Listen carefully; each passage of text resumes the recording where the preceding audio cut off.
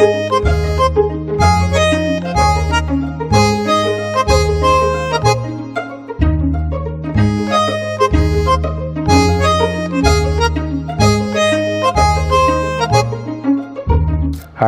എൻ്റെ പേര് നവനീത് കൃഷ്ണൻ.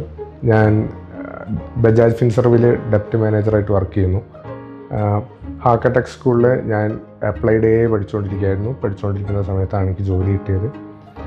എന്നെപ്പറ്റി പറയുകയാണെങ്കിൽ എൻ്റെ മേജർ ഇൻട്രസ്റ്റ് എന്ന് പറഞ്ഞു കഴിഞ്ഞാൽ ഗെയിമിങ്, ആനിമെ, പിന്നെ കുറച്ച് ടെക്ക് സംബന്ധമായിട്ടുള്ള കുറച്ച് കാര്യങ്ങൾ.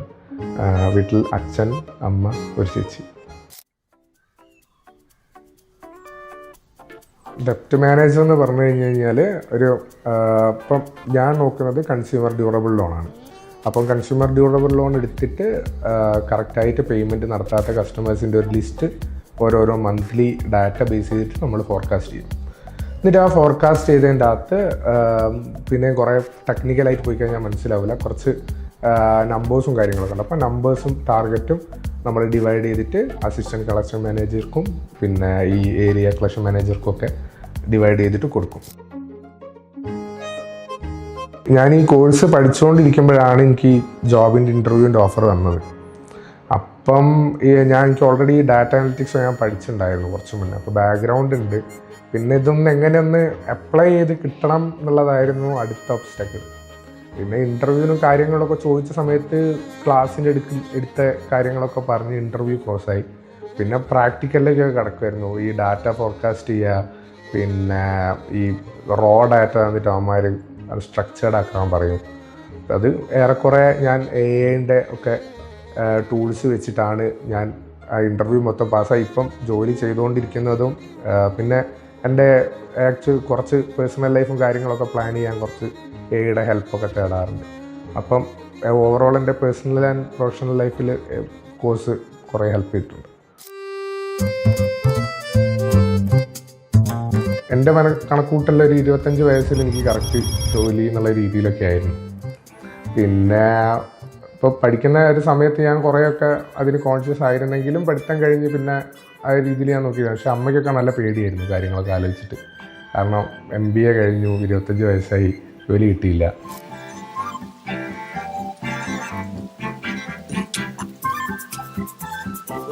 ഒരു ദിവസം രാവിലെ അടുക്കളയിൽ നിൽക്കുമ്പോൾ വന്ന് പറഞ്ഞു, അമ്മ എനിക്ക് ജോലി കിട്ടി.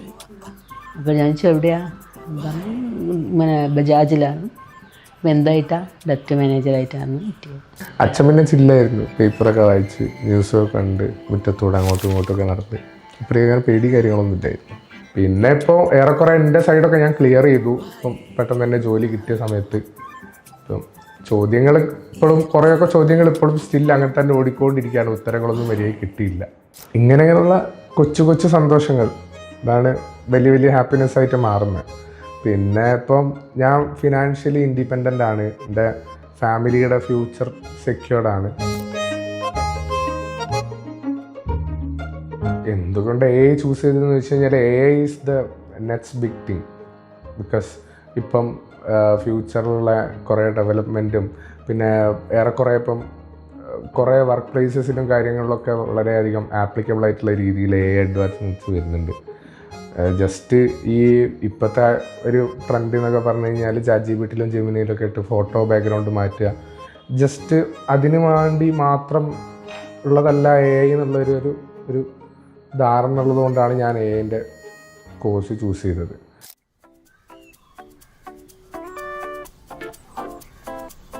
ജോബിൽ അപ്ലൈ ചെയ്യണത് പ്രൊഡക്ടിവിറ്റി വൈസ് കുറച്ചും കൂടെ കൂടും. കാരണം ഈ ഒരു 9 to 5 ജോബ് എന്നുള്ള രീതിയിൽ നോക്കുന്ന സമയത്ത് 9 മണി തൊട്ട് 5 മണി വരെ ഞാൻ കഷ്ടപ്പെട്ട് പണിയെടുക്കണോ, അല്ലെങ്കിൽ ഒരു 9 മണി തൊട്ട് 3 മണി വരെ ഞാൻ സ്മാർട്ടായിട്ട് വർക്ക് ചെയ്ത് തീർക്കണോ എന്നുള്ളതാണ് AI ഇംപ്ലിമെൻ്റ് ചെയ്യുന്ന സമയത്ത് വർക്കിലുണ്ടാകുന്നൊരു മാറ്റം.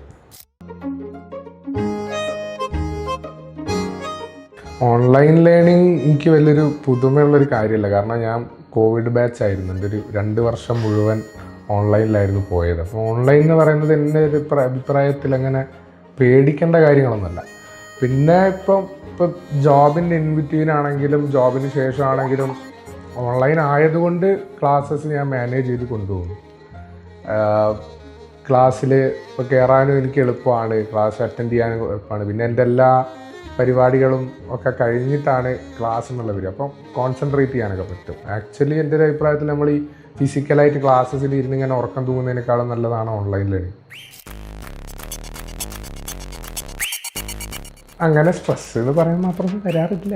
പിന്നെ ബക്കറ്റൊക്കെ ചവിട്ടി പൊട്ടിക്കുന്ന പോലെ ഞാൻ എൻ്റെ ഒരു രീതിയിൽ സ്ട്രെസ് മാനേജ് ചെയ്യും. അനിമേ കാണും ഏറെക്കുറെ.